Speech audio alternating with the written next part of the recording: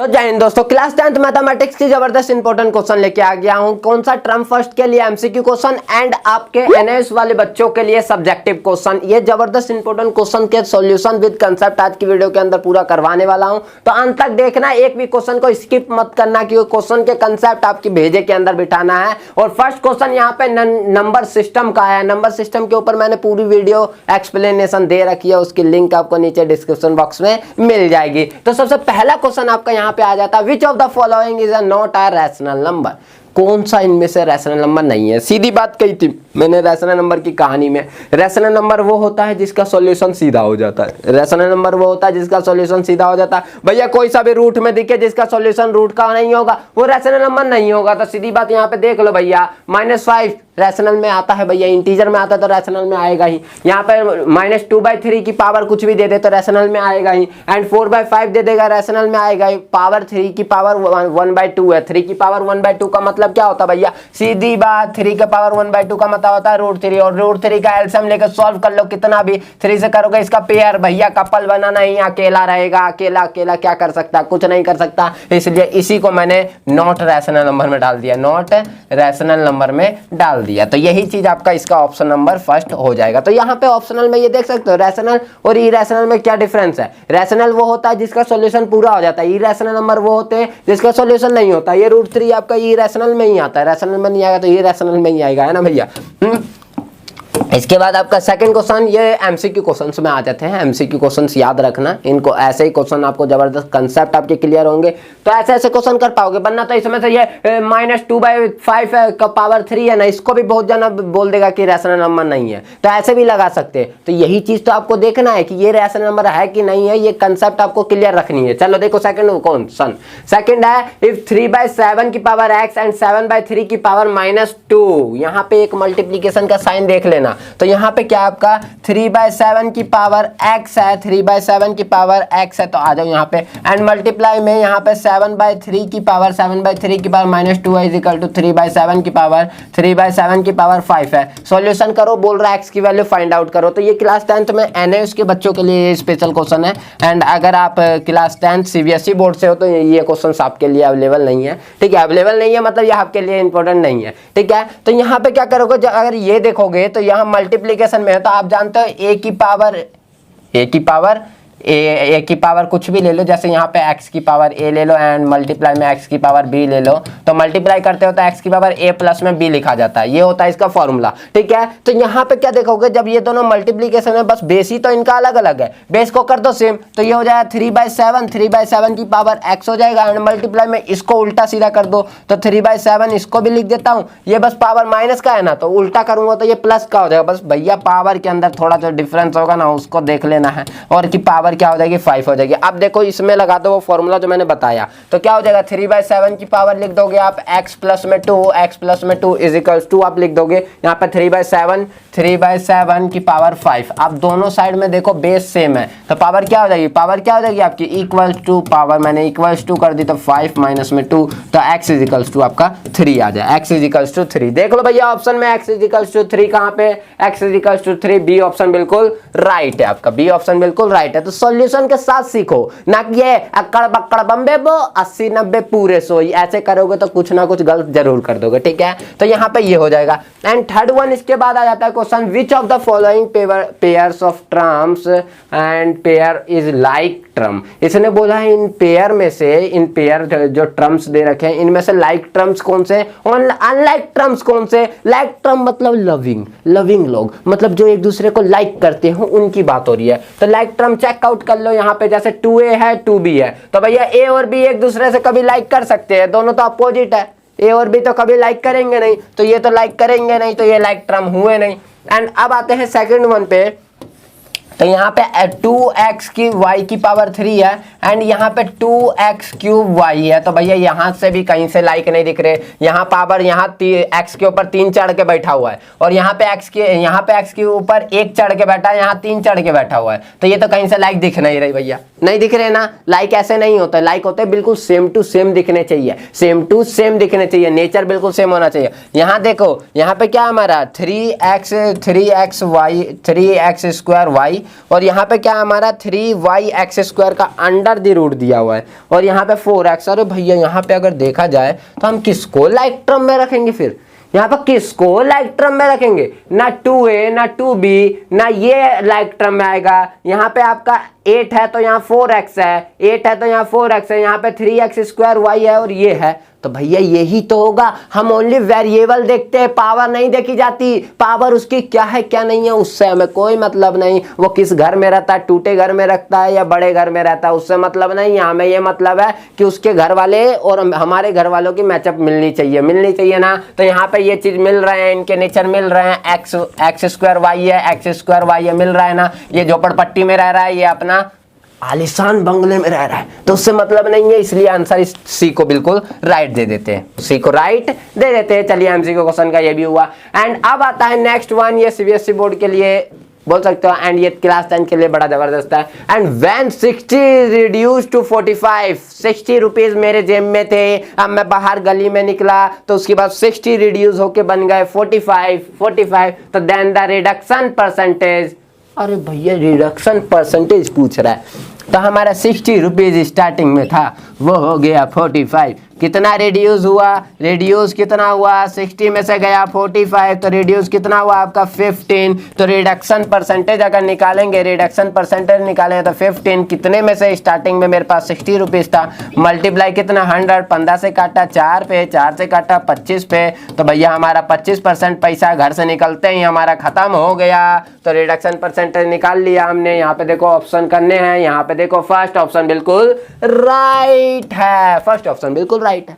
हो गया ना, क्लियर है? कितना मजा आ रहा है, मजा आ रहा है कि नहीं आ रहा है ना? तो नीचे कमेंट करके जरूर बता देना। क्वेश्चन बड़ा जबरदस्त है, ठीक है।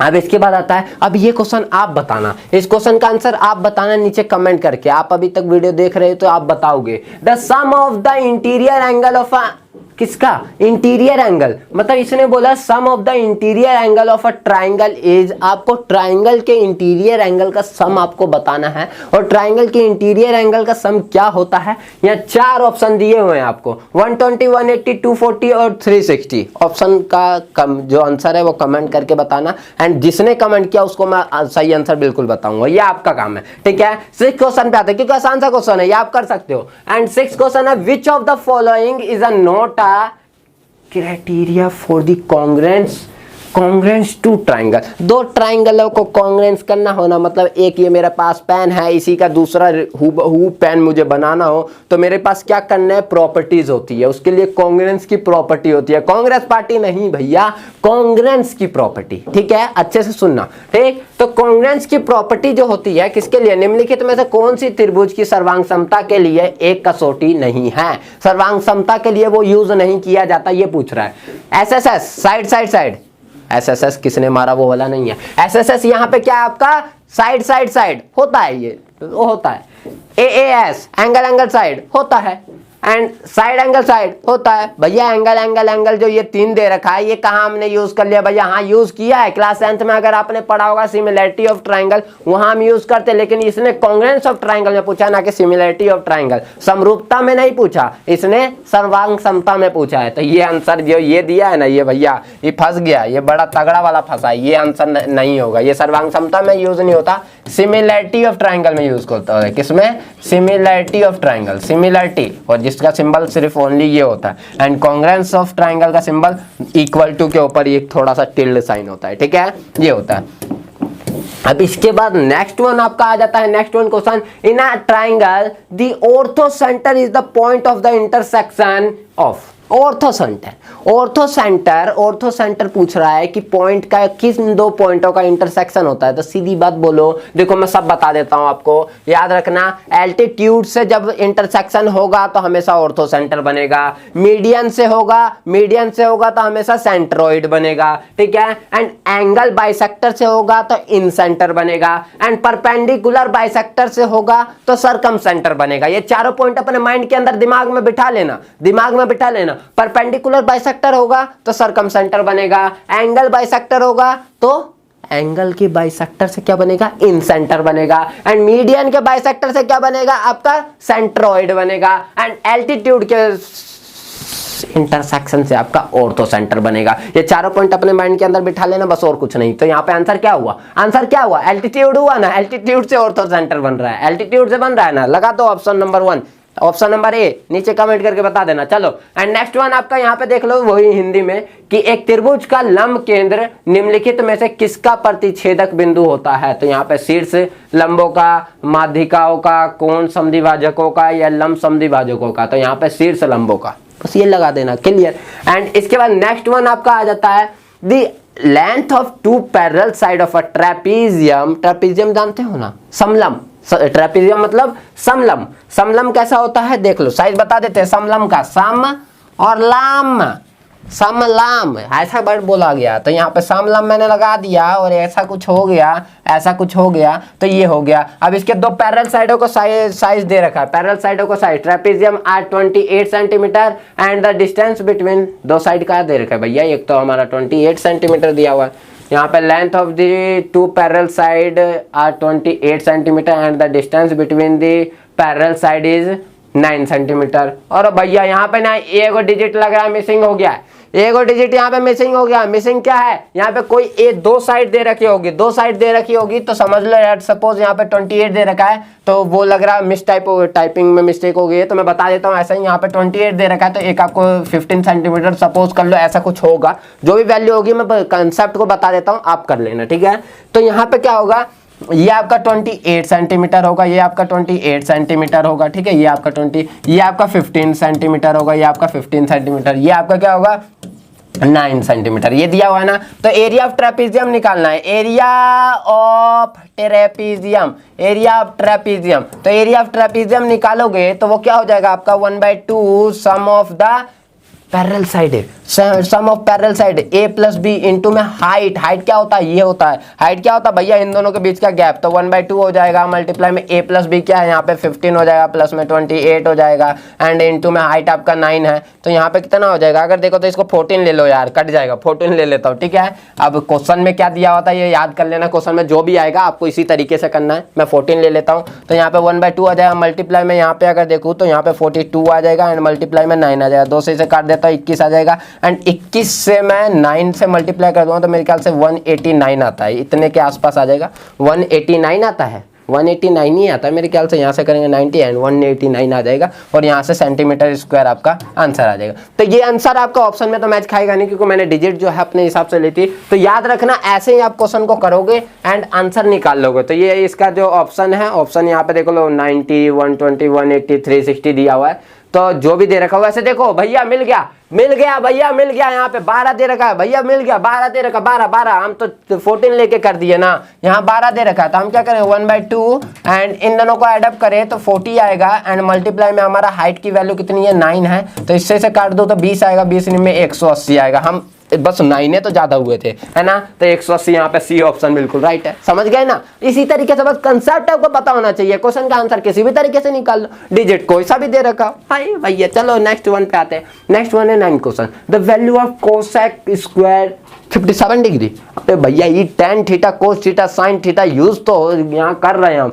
हाँ ये डेली लाइफ में यूज कहाँ होना है, इसके ऊपर बहुत मीम बना है, बहुत बना है ना मीम। तो देखिए हम यूज तो नहीं बताएंगे, यहाँ क्वेश्चन है को करना बताएंगे, यूज आपको पता चलेगा जब आगे तक मैथ्स आप चॉइस करते हो ना 11th एंड 12th में, एंड इसके बाद तो यूज पता चल जाएगा। अभी आप यूज नहीं कर रहे इसलिए आपको पता नहीं है। देखिए सबसे पहले आपको क्या है, ट्रिग्नोमेट्री के जो फंक्शन है, तो साइन स्क्वायर थीटा प्लस में cos square theta is equal to 1 होता है। एक होता है 1 प्लस में टेन स्क्वायर थीटा, 1 प्लस में tan square theta is equal to में सीकेंट स्क्वायर थीटा। एक होता है 1 प्लस में cot square theta, cot square theta is equal to में कोसिकेंट स्क्वायर थीटा।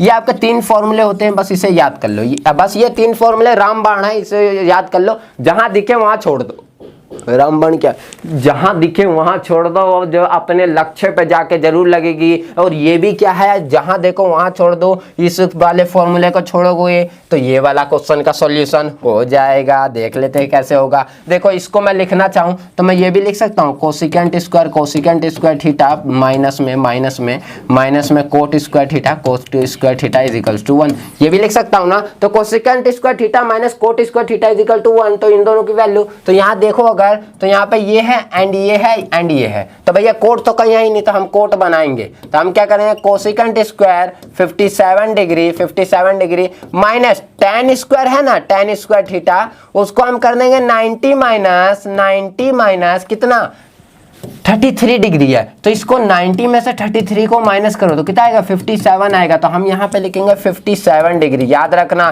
कभी भी जो लिखा जाता है वो -90 में से करके लिखा जाता है। बहुत जना 33 लिख देता है, ये मत करना गलती। 57 डिग्री एंड माइनस में ये tan स्क्वायर थीटा जो है वो तो चलेगा ही, tan स्क्वायर थीटा 45 डिग्री, ये तो चलेगा।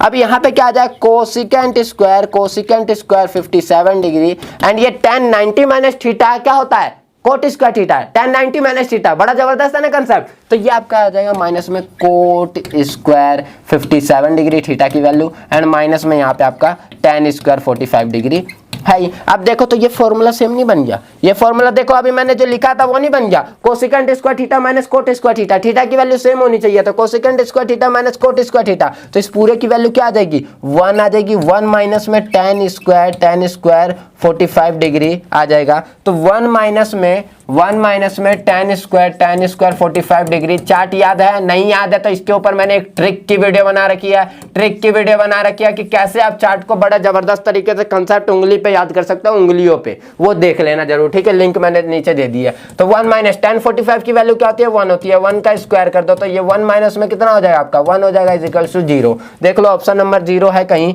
ऑप्शन में कहीं 0 है भैया, ऑप्शन में कहीं 0, ये देख लो सी ऑप्शन बिल्कुल राइट, खत्म। बच्चों वाला कंसेप्ट था ना, कि नहीं था, जल्दी बता दो। तो ये एमसीक्यू क्वेश्चन में यहाँ भी ये खत्म हो जाता है। अब इसके बाद एक और आया भैया, ये कोस थीटा tan थीटा, ये तो साथ नहीं छोड़नी भैया, ये तो साथ नहीं छोड़ती। साथ तभी छोड़ेगी जब 10th के बाद अगर मैथ्स नहीं लेते हो तो तभी छोड़ेगी, उससे पहले तो ये अगर 10th में ले के बाद भी ले लेते हो तो तब तो भैया ये सिर्फ आपके सर पे चढ़ के मंडराएगी, है ना। तो बड़ा आसान सा होता है यार वहाँ का कोस थीटा साइन थीटा। तो ये 4 tan theta is equal to 3 है, तो then the value of cosec square, मतलब कोसेक स्क्वायर थीटा का मतलब कोसेक थीटा की वैल्यू निकालनी है, स्क्वायर नहीं है। तो यहाँ पे 4 tan theta is equals to 3, अच्छे से सुनना। तो tan, कभी भी ऐसा क्वेश्चन आएगा tan theta is equals to 3/4 कर दोगे and tan theta is equals to 3/4 है। तो tan का फॉर्मूला क्या होता है, पाकिस्तान भूखा प्यासा पे बच जाओ, पापा बियर पियोगे, हाँ बेटा दो ना पियेंगे, ऐसे काहे। तो देखिए यहाँ पे क्या होगा, एक ये ट्राइंगल है, इस ट्राइंगल में अगर ये थीटा ले लिया मेरा, तो ये आपका P होता है, ये आपका B होता है एंड ये आपका H होता है। ऐसी कंडीशन होती है ना। तो जब ये कंडीशन है तो हम जानते हैं कि जो पाकिस्तान भूखा प्यासा, हिंदुस्तान हरा भरा, ठीक है, ऐसा होता है। तो ये लास्ट वाला जो P/B है, P/B इनका रेशो आपका 10 का होता है। P/B का रेशो जो होता है वो आपका 10 का होता है। तो P/B ले लिया मैंने, P की वैल्यू आपकी 3 ले लेता हूँ, यहाँ पे कांस्टेंट लगाते हैं तो मत लगाओ, आपकी मर्जी है, 3 एंड यहाँ पे आपका ये 4 आ गया।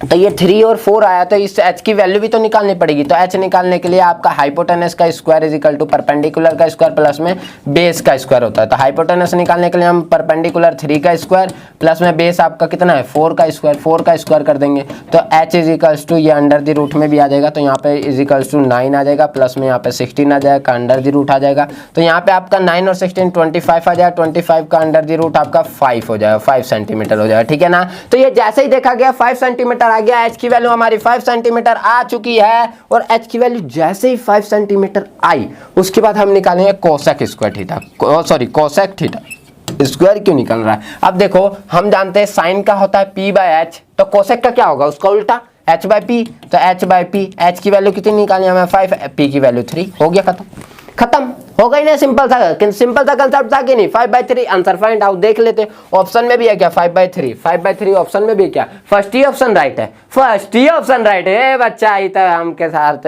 मजाक कर गया ये क्वेश्चन। तो चलिए नेक्स्ट वन आते हैं। अब यहाँ पे हमारे एमसीक्यू क्वेश्चन जो मजाक वाले क्वेश्चन थे, वो मजाक वाले क्वेश्चन यहाँ से खत्म हो जाते हैं। बस अब सब्जेक्टिव क्वेश्चन की स्टार्टिंग शुरू करते हैं। सब्जेक्टिव में देखो बड़ा आसान सा क्वेश्चन आया, find the value of K के की वैल्यू फाइंड आउट करनी है आपको। If x is equals to 3, x की वैल्यू दी हुई है 3, is a zero of the polynomial px x square, और यहाँ पे प्लस का 5x होगा या प्लस का x होगा या माइनस का, सॉरी यहाँ लिखा हुआ है इंग्लिश में, हिंदी में, यदि x इज इक्वल टू 3 बहुपद x square minus 5x plus k का एक शून्यक है तो जो आप k है k का मान ज्ञात कीजिए। तो देखो यहाँ पे क्या बोला है, आपको इक्वेशन दी हुई है, इक्वेशन क्या दी हुई है, इक्वेशन दी हुई है एक्स स्क्वायर माइनस में 5x प्लस में k, ऐसा ही कुछ इक्वेशन है, x square minus 5x plus के, एंड इसका जो आपका शून्यक दिया हुआ है मतलब जीरोस दिया हुआ है, x is equal to 3। Zeros का मतलब क्या होता है, जीरोस का मतलब क्या है,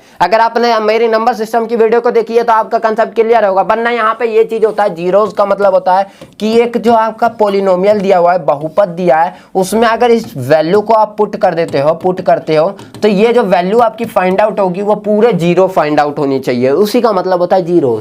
तो मैंने क्या किया, यहाँ पे लिखा मैंने एक्स स्क्वायर माइनस में 5x प्लस में k इज इक्वल टू 0 के, ठीक है। तो यहाँ पे px की वैल्यू मैंने 3 पुट कर दी, यहाँ पे भी मैंने 3 पुट कर दिया, एंड माइनस 5 3 पुट कर दिया, प्लस में k है तो k इज इक्वल टू 0 के, एंड 3 3 9 आ जाएगा, माइनस 5 3 15 आ जाएगा, प्लस k आ जाएगा इज इक्वल टू 0 आ जाएगा, यहाँ से माइनस 6 प्लस में k इज इक्वल टू 0 आ जाएगा, and k is equal to आपका 6 आ जाएगा।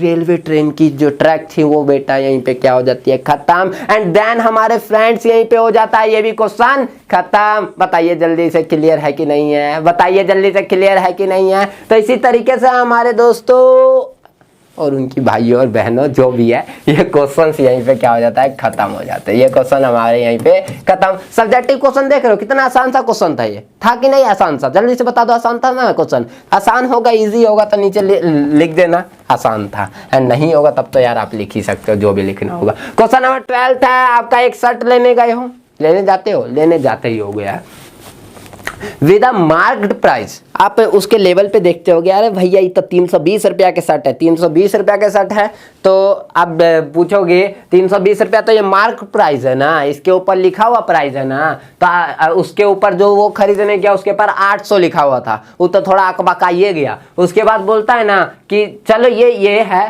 तो उसने लिख रखा था 20% डिस्काउंट पे ये शर्ट लेके जाओ, तो बंदा घुस गया 20% डिस्काउंट पे, तो 800 रुपया तो उसका मार्क प्राइस था, एंड 20% डिस्काउंट पे उसको वो शर्ट देने लग गया वो, तो वो पूछता भैया हमका सेलिंग प्राइस क्या होगा, हम कितने में उसको बेचेंगे। अगर आप दुकानदार हो तो आप कितने में बेचोगे, घाटे में बेच दोगे या प्रॉफिट लोगे, हानि लोगे या आप लाभ लोगे, ये चीज है। तो आपका यहाँ पे अंकित मूल्य इतना दिया हुआ एक कमीज का, जिसमें 20% बट्टा देते हो, मतलब डिस्काउंट देते हो पे बेचते हो, तो कमीज का जो आपका वो होगा विक्रय मूल्य मतलब सेलिंग प्राइस, वो क्या होगा। आज विक्रय मूल्य सेलिंग प्राइस को निकालते हैं। सेलिंग प्राइस निकालने के लिए हम क्या करेंगे, सीधी बात है, उसका जो मार्क प्राइस है एमपी जो है वो कितना है 800 रुपये, एंड जो डिस्काउंट दे रहा है वो कितने का दे रहा है 20% का। जब ये दे रहा है तो हम क्या करेंगे, सबसे पहले इसका 20% निकाल लो, तो हम क्या निकालेंगे, इसका पहले जो डिस्काउंट है, डिस्काउंट कितना रुपए देगा, तो वो 800 मल्टीप्लाई में 20% अपॉन में 100, 20%, इसका 20% कितना होगा वो देख लेते हैं। तो यहाँ से आ गया हमारा 160 रुपये, बोलेगा ना कि भैया देखो हम 160 रुपये डिस्काउंट कर सकते हैं, 20% डिस्काउंट करना तो 160 रुपये डिस्काउंट करके आप दे दो। अब 160 रुपये डिस्काउंट करके सेलिंग प्राइस क्या हो जाएगी, सेलिंग प्राइस हो जाएगी मार्केट प्राइस माइनस में डिस्काउंट। तो मार्केट प्राइस कितना 800 रुपये, एंड उसमें से डिस्काउंट कितना किया उसने 160 रुपये, तो 160 रुपये डिस्काउंट करते हैं, यहाँ से हो जाएगा आपका 740 640 रुपये। वो बोलेगा 640, फिर हम बोलेंगे भैया बार्गिंग, नो बार्गिंग, अब इतना दे के चले जाओ क्योंकि 20% डिस्काउंट का आता कर दिया मैंने।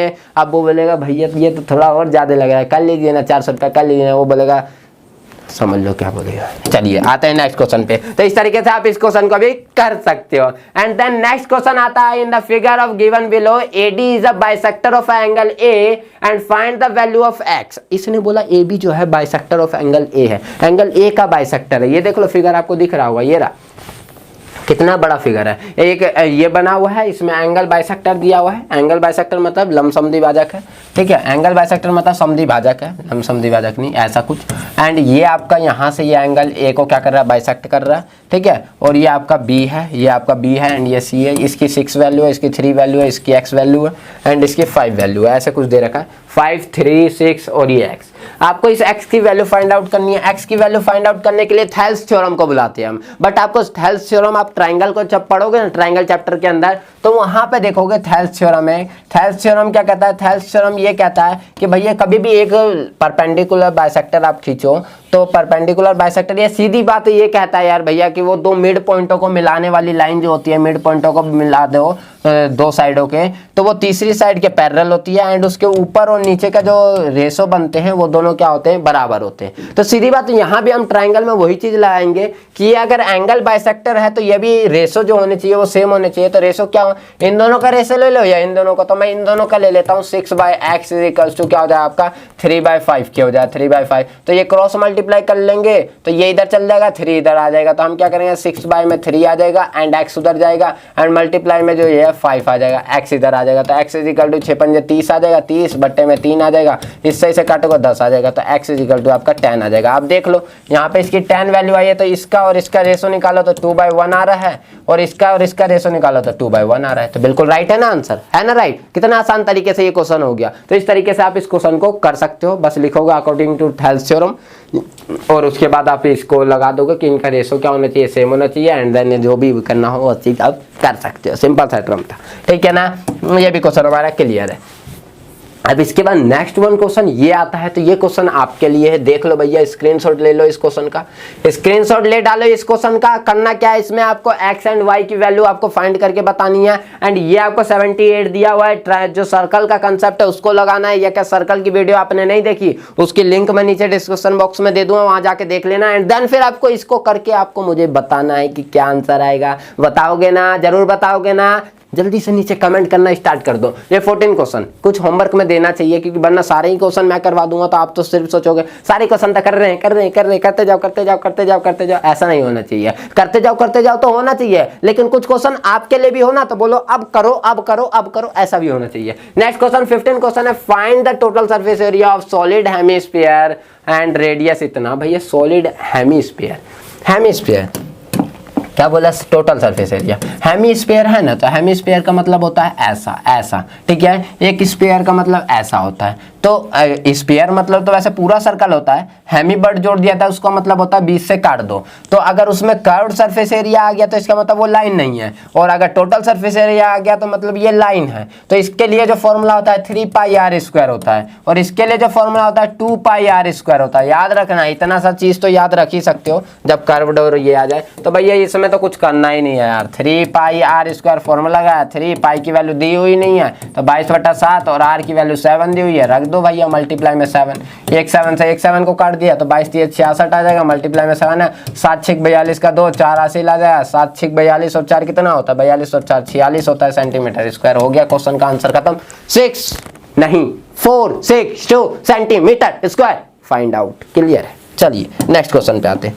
ये छोटे छोटे क्वेश्चन नहीं है, मजेदार सा क्वेश्चन। यहाँ बोले 7 सेंटीमीटर त्रिज्या का एक ठोस अर्धगोलाकार संपूर्ण पृष्ठीय क्षेत्रफल ज्ञात कीजिए। कर सकते हो ना, 3πr² लगाना, आर की वैल्यू दी हुई है, त्रिज्या की वैल्यू फाइंड आउट कर लेना। इसके बाद आ जाते हैं हम एपी पे। एपी भैया आसान सा ही क्वेश्चन है। एपी के जो होता है टर्म जो है आसान सा ही है, एपी का कोई बड़ा वो कंसेप्ट नहीं होता। एपी बोला है कि the first term of AP is ये, first term of AP a is equals to -2 and 11th term of is 11। 11th term जो दे रखा है, 11th टर्म A11 जो दे रखा है वो कितना दिया हुआ है? 11th term 18। ठीक है, ये चीज दिया हुआ है। 11th term is 18। Find the common difference. Common difference का मतलब क्या होता है? सारवंतर। सारवंतर का मतलब डी की वैल्यू आपको फाइंड करनी है। ये प्रथम पद दिया हुआ है, 11वां पद दिया हुआ है एंड जो कॉमन डिफरेंस है आपका, कॉमन डिफरेंस मतलब सीधी बात बोलो तो सारवंतर, इसको हम हिंदी में कहते हैं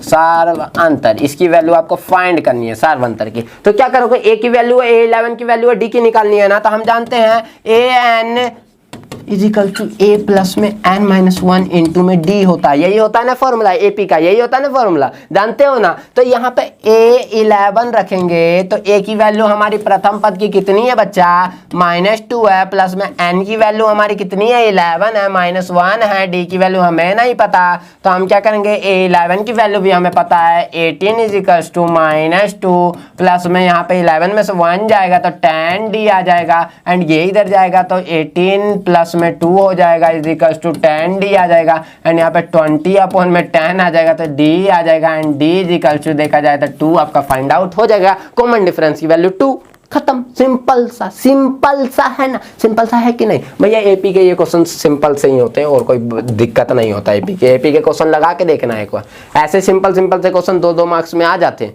और बच्चे ये सोचते हैं अरे भैया ये कौन सा कंसेप्ट है, ये तो चैप्टर है नहीं पढ़ा हम, तो ऐसे नहीं होना चाहिए। चैप्टर पढ़ रखा है, एक एक कंसेप्ट आपके क्लियर होने चाहिए, ठीक है। आप किस चैप्टर पे, इनमें से कौन सा चैप्टर आपको हार्ड लगता है ना, वो भी नीचे मुझे बताना कमेंट करके, उस चैप्टर पे लेके आऊंगा। वरना मैं जो नेक्स्ट चैप्टर लेके आने वाला हूँ वो इंस्टॉलमेंट बाइंग पे लेके आने वाला हूँ। इंस्टॉलमेंट बाइंग बड़ा इंपॉर्टेंट चैप्टर है, क्योंकि इस पे भी बेस आपका 6 मार्क्स का से लेके 8 मार्क्स के क्वेश्चन आपके पेपर में आ ही जाते हैं, लेकिन ये क्वेश्चन सभी बच्चे छोड़ के आते हैं। नेक्स्ट टॉपिक हम इंस्टॉलमेंट बाइंग पे लेके आने वाले हैं, तो अगर आप चाहते हो ना तो एक बार नीचे कमेंट करना, तो मेरे अंदर इंटरेस्ट आएगा उसे और अच्छे से पढ़ाने के लिए, ठीक है। एंड उसके बाद नेक्स्ट आपका क्वेश्चन आ जाता है कंपाउंड इंटरेस्ट पे, तो कंपाउंड इंटरेस्ट पे भी चैप्टर जो होगा इसके ऊपर भी मैं स्पेशल लेके आऊंगा। अभी यहाँ पे जो हमारा semi yearly and half yearly जो निकालना है वो आप एक बार निकाल के देखना, आप कर पाओगे तो ठीक है, नहीं आता इसमें भी डाउट है तो एक बार डाउट बता देना, ठीक है, और मैं अच्छे तरीके से बताऊंगा फिर, ठीक। नेक्स्ट क्वेश्चन आपका यहाँ पे जो आ जाता है वो आ जाता है 18, if 4, -2 is the mid point of the line segment joining the point A and B। दो पॉइंटों को मिला दिया जाए, दो पॉइंटों को मिला दिया जाए तो कोऑर्डिनेशन कंपाउंड पे मैंने स्पेशल वीडियो बना रखी है यार, मैंने सभी चीज आपके कंसेप्ट क्लियर करवा रखे, आप देखते ही नहीं हो यार। आप देखो तो, आप देखोगे तभी तो आपको क्लियर होगा, आप देखोगे तभी तो आपको कंसेप्ट क्लियर होगा। और मैं ये क्वेश्चन करवाऊंगा तो आपको और अच्छे तरीके से क्लियर के, और कोमा में आपका क्या है, कोमा में आपका -6 है। तो देखो ऐसा कुछ कहा इसने, ऐसा कुछ कहा कि आपके इफ P जो पॉइंट है is the mid point of the line segment joining the point A and B, A और B पॉइंट को मिला दिया जाए तो उसके बीच में एक मिड पॉइंट है P, मिड पॉइंट है P, इसके पॉइंट्स दे रखे आपको 4, -2, 4, -2 ऐसा कुछ है, और ये A है एंड ये आपका B है, ऐसा कुछ कहना चाह रहा है क्वेश्चन जो सिंपल से वर्ड में, कि दो पॉइंट ए बी को मिला दिया जाए जिनके पॉइंट्स ये हैं, उसके पॉइंट पी जो है मिड पॉइंट है, मिड पॉइंट जो काट रहा है वो 4, -2 में जो उसका कोऑर्डिनेट है, और मिड पॉइंट पे काटेगा तो भैया m1:m2 जो आएगा वो 1:1 आएगा, 1:1 आएगा। तो हम जैसे ही निकालेंगे, ये हमारा x होता है, ये हमारा x1 होता है, ये हमारा x2 होता है, ये हमारा y1 होता है, हमारा y2 होता है, इसको y कहते हैं। तो सिंपल सा अगर मिड पॉइंट वाला फॉर्मूला है तो x is equals to x1 plus में x2 इज अपॉन में क्या आ जाएगा आपका x1 और x2 आ जाएगा, और अपॉन में यहाँ पे 2 आ जाएगा, अपॉन में यहाँ पे 2। क्यों 2 आएगा, क्योंकि हम जैसे अगर मिड पॉइंट का अगर हम सीधा फॉर्मूला देखें तो x is equals to m1 x2 plus में m2 x1 अपॉन में m1 प्लस m2 होता है, m1 प्लस m2 होता है। तो यहाँ पे देखो 1 और 1 सब जगह रख देंगे तो ऐसा बनता है, ठीक है। तो ये चीज़ आता है। एंड इसके बाद नेक्स्ट तो आपका y is equals to y1 plus में y2 अपॉन में 2 आ जाएगा। तो देखो यहाँ से अगर हम k की वैल्यू फाइंड आउट करना चाहे तो निकल सकती है। देखो x की वैल्यू क्या है आपकी, x की वैल्यू देखो तो x की वैल्यू आपकी यहाँ पे 4 है, x की वैल्यू ओनली क्या है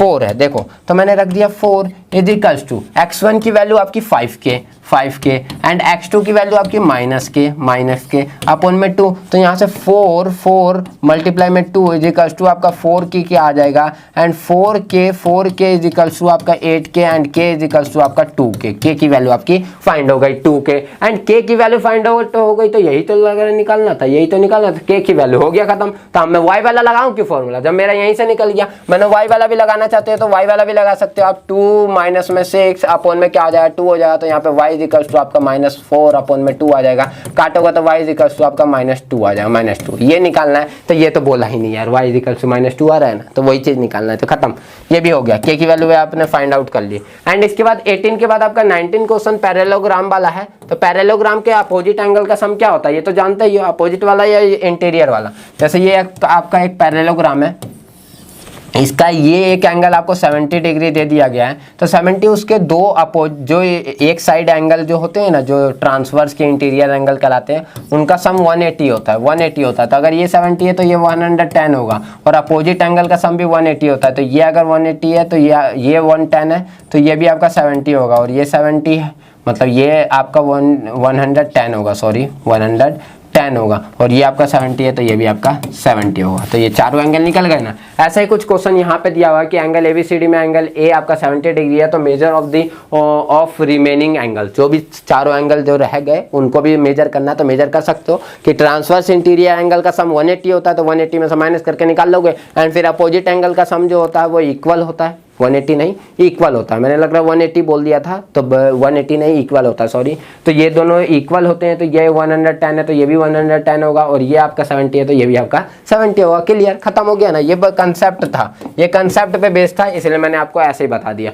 एंड 20 क्वेश्चन है आपको पैरेलल कोड पे, तो ये सर्कल पे बेस्ड आता है, सर्कल चैप्टर को आप देख लेना। तो आज की वीडियो में मैं यहाँ सर्कल चैप्टर पे ये क्वेश्चन आप करके देखोगे, स्क्रीनशॉट ले लो, ठीक है। तो स्क्रीनशॉट ले डाल दो यहाँ से ये इस क्वेश्चन का, एंड इसी के साथ हमारा यहीं पे क्या हो जाता है, 20 क्वेश्चन हमारे यहाँ पे कंप्लीट हो जाते हैं एमसीक्यू एंड सब्जेक्टिव के साथ साथ। आपको कैसी लगी ये वीडियो और कैसा लगा ये कंसेप्ट, मुझे नीचे कमेंट करके बताना, और कोई भी डाउट रहा हो ना तो वो भी नीचे कमेंट कर देना, और जो जो क्वेश्चन मैंने छोड़े हैं उन क्वेश्चनों को आप करके मुझे जल्दी जल्दी बताओगे, एंड नेक्स्ट वीडियो जल्दी लेके आऊं। इसके लिए अपना जोश एनकरेजमेंट दिखाना कमेंट के अंदर, क्योंकि जोश दिखाओगे तभी मैं समझूंगा कि हाँ मेरे को भी पढ़ाने में जोश आएगा। और लाइक ठोक देना, कमेंट कर देना, एंड अपने दोस्तों के पास शेयर जरूर कर देना। और ऐसे जबरदस्त क्लास के लिए हमारी ऑनलाइन क्लासेस ज्वाइन करने के लिए लिंक दे रखा है डिस्क्रिप्शन बॉक्स में, ऑनलाइन क्लासेस को ज्वाइन करो, स्टार्ट हो चुकी है। जबरदस्त नंबर से पास होना है और कम समय में पूरे सिलेबस की तैयारी करनी है, तो ऑनलाइन क्लास को ज्वाइन जरूर करें। मिलते हैं नेक्स्ट वीडियो में ऐसे धमाकेदार और मजेदार टॉपिक के साथ, जब तक के लिए बने रहे विक्की वर्मा के साथ। जय हिंद, जय भारत।